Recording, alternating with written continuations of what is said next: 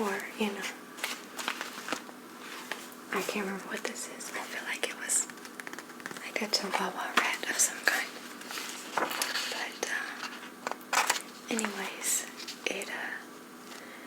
they changed the artwork years later, made it kind of like more cartoony, and it wasn't the same. It kind of takes away from the purpose of reading a scary story. So I understand that it's for children, but art is art in my eyes. So as a kid, I really enjoyed reading these. So today, I'm going to read you a few of the shorter stories from this book. And the one that was my favorite, it's a lot grotesque, but it's still my favorite. Can't help it. So we'll start with the intro to these stories. It says, When Death Arrives. When death arrives, it is usually the end of the story, but in these stories, it is only the beginning. So, we are going to read The Footsteps, which is a short story. This is the picture that goes along with the story. It's very short. If your kids are the type who like scary stories, which mine are, well, at least one of mine is. The other one, I can't read this book at all. But this is Footsteps. Liz was doing her homework at the dining room table. Her younger sister Sarah was asleep upstairs. Their mother was out, but she was expected back any minute. When the front door opened and shut, Liz called, "Hello, Mama." But her mother didn't answer, and the footsteps Liz heard were getting heavier, like a man's. "Who's there?" she called. No one replied. She heard whoever it was walking through the living room and then up the stairs to the second floor. The footsteps moved from one bedroom to another. Again Liz called, "Who's there?" The footsteps stopped, and then she thought, "Oh my God, Sarah is in her bedroom." She ran upstairs to Sarah's room. Only Sarah was there, and she was asleep. Liz looked in the other rooms but found no one.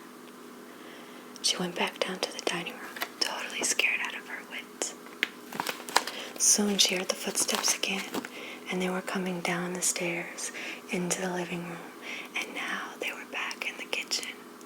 Then the door between the kitchen and the dining room slowly began to open. "Get out!" Liz screamed, and the door slowly closed. The footsteps moved out of the kitchen, through the living room, and towards the front door. The door opened and then shut. Liz ran to the window to see who it was, but no one was in sight, nor were there any footsteps in the fresh snow that had been falling.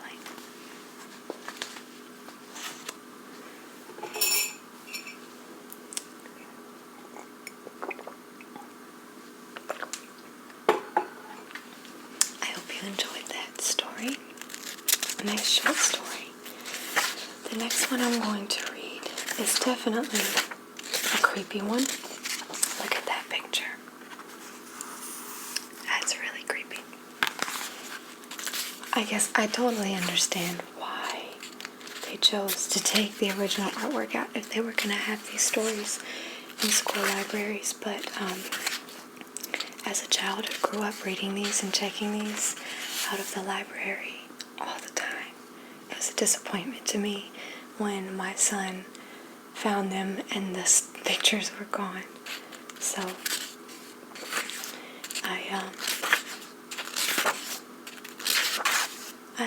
I told my mom about it. She remembered how I used to always check these out, and that's what she got my son for Christmas. I guess we're an interesting family.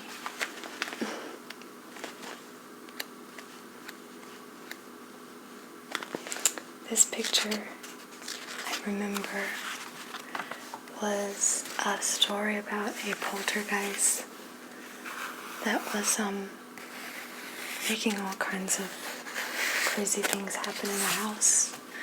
You've got your ghost over here, and God knows what else. Window, table, moon, bat. I just think the artist who chose the way to depict these stories did it better than anybody could have. So why change it? Just my opinions. Feel free to agree or disagree. I don't care. But if I could just find Harold, I done got so stuck in all the pictures, I lost what I was looking for. Okay, Harold.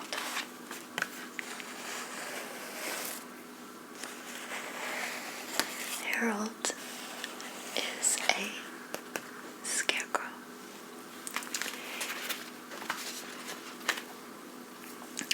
When it got hot in the valley, Thomas and Alfred drove their cows up to a cool green pasture in the mountains to graze. Usually they stayed there with the cows for about 2 months. Then they would bring them back down to the alley again. The work was easy enough, but oh, was it boring.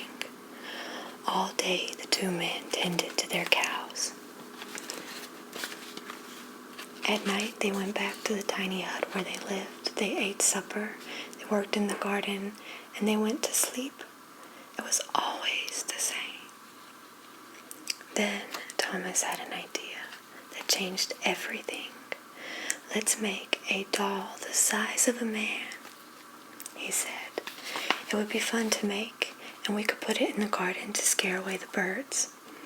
It should look like Harold, said Alfred. Harold was a farmer that they both hated. They made the doll out of old sacks stuffed with straw. They gave it a pointy nose like Harold and tiny eyes like his. And then they added dark hair and a twisted frown. Of course, they also gave it Harold's name. Each morning, on their way to the pasture, they tied Harold to a pole in the garden to scare away the birds. Each night, they brought him inside so that it wouldn't get ruined if it rained. When they were feeling playful, they would talk to him. One of them might say, "How are the vegetables growing today, Harold?" And the other, making believe that he was Harold, would answer in a crazy voice, very slowly. They both would laugh, but not Harold. Whenever something went wrong, they took it out on Harold. They would curse at him, even kick or punch him. Sometimes one of them would take the food that they were eating, which they were both totally sick of, and smear it all in the doll's face. "How do you like that stew, Harold?" he would ask. "Well, you'd better eat it, or else." Then the 2 men would just howl with laughter. One night, after Thomas had wiped Harold's face with food, Harold grunted. "Did you hear that?" Alfred asked. "It was Harold," Thomas says. "I was watching him when it happened. I can't believe it." "How could he grunt?" Alfred asked. "He's just a sack of straw. It's not possible." "Let's throw him in the fire," said Thomas, "and that'll be that." "Let's not do anything stupid," said Alfred. "We don't know what's going on. When we move the cows down, we'll leave him behind. For now, let's just keep an eye on him." So they left Harold sitting in a corner of the hut. They didn't talk to him or take him outside anymore. Now and then the doll would grunt, but that was all. After a few days, they decided that there was nothing to be afraid of. Maybe a mouse or some insects had gotten inside Harold and were making all of those sounds. So Thomas and Alfred went back to their old ways. Each morning, they put Harold out into the garden, and each night they brought him back to the hut. When they felt playful, they joked, and when they felt mean, they treated him as badly as ever. Then one night, Alfred noticed something that frightened him. "Harold is growing," Thomas said. "Maybe it's just our imagination," Alfred replied. "We've been up here on this mountain way too long." The next morning, while they were eating, Harold stood up and walked out of the hut. He climbed up on the roof and he trotted back and forth like a horse on its hind legs. All day and all night long he trotted like that. In the morning, Harold climbed down and stood in a far corner of the pasture. The men had... I always yawn when I'm reading. I make myself sleepy. The men had no idea what he would do next and what they should do next. They were afraid. They decided to take the cows down into the valley that same day. When they left, Harold was nowhere in sight. They felt as if they had escaped a great danger and began joking and singing. But when they had gone only a mile or two, they realized they had forgotten to bring the milking stools. Uh-oh. Neither one wanted to go back for them, but the stools would cost a lot to replace, and there was really nothing to be afraid of, one told the other. After all, what could a doll do? They drew straws to see which one would go back, and it was Thomas. "I'll catch up with you," he said, and Alfred walked on towards the valley. When Alfred came to a rise in the path, he looked back for Thomas and did not see him anywhere, but he did see Harold. The doll was on the roof of the hut again. As Alfred watched, Harold kneeled and stretched out a bloody skin to dry in the sun. Dun, dun, dun. And that is the end of Harold. I believe Harold was also used in the movie that they created for Scary Stories, but I haven't seen it yet, nor have I heard too much about it. So I'm going to maybe read one more. Look at that creepy thing. And it's called The Dream. I do not want to see that in my dream. Not at all. Not at all.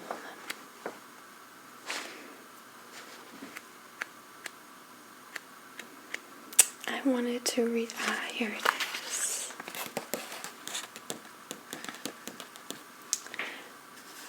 I want to read this to you. This is the picture, and I'm not going to tell you what it's called unless you already saw it on camera and was able to read it. I'm just going to read it to you. After Sarah went to bed, she saw a ghost. It was sitting on her dresser and staring at her through 2 black holes where its eyes had been. She shrieked, and her mother and father came running. "There's a ghost on my dresser," she said, trembling. "It's just staring at me." When they turned on the light, it was gone. "You were having a bad dream," her father said. "Now go back to sleep." But after they had left, there it was again, sitting on her dresser, staring at her. She pulled back the blanket over her head and fell asleep. The next night the ghost was back, but it was up on the ceiling staring down at her. When Sarah saw it, she screamed. Again, her mother and father came running. "It's up on the ceiling," she said. When they turned on the light, nothing was there. "It's just your imagination," her mother said. And she gave her a hug. But after they left, there it was again, just staring down at her from the ceiling. She put her head under the pillow and fell asleep. The next night, the ghost was back, and it was sitting on her bed, just staring at her. Sarah called to her parents, and they came running again. "It's on my bed," she said, "and it's just looking and looking at me." When they turned on the light, nothing was there. "You're upset over nothing," her father said, and he kissed her on the nose and tucked her in. "Now go to sleep." But after they left, there it was again, sitting on her bed staring at her. "Why are you doing this to me?" she asked. The ghost put his fingers in his ears and wiggled them at her and stuck his tongue out and went...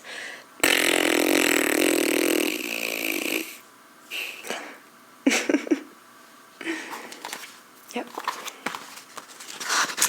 That's that story. So,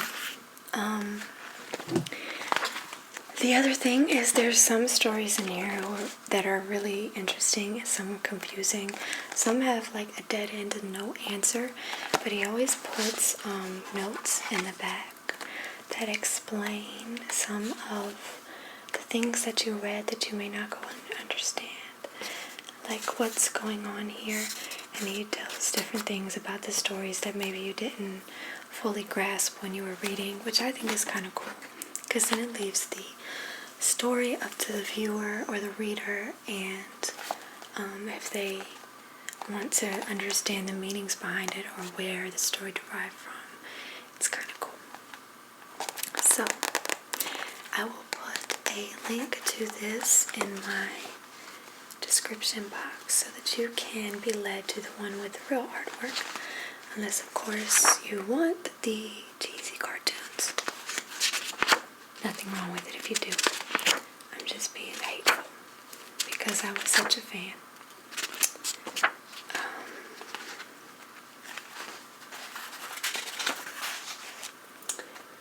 Let's see what other story we may or may not have.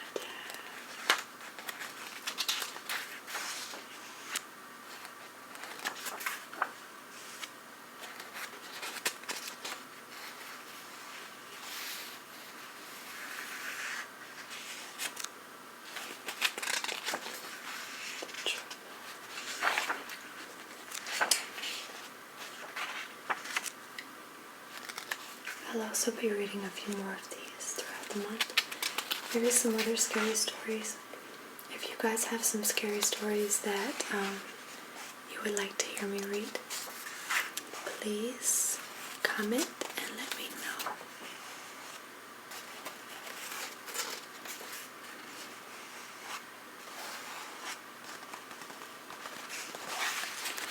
That's an interesting looking creature.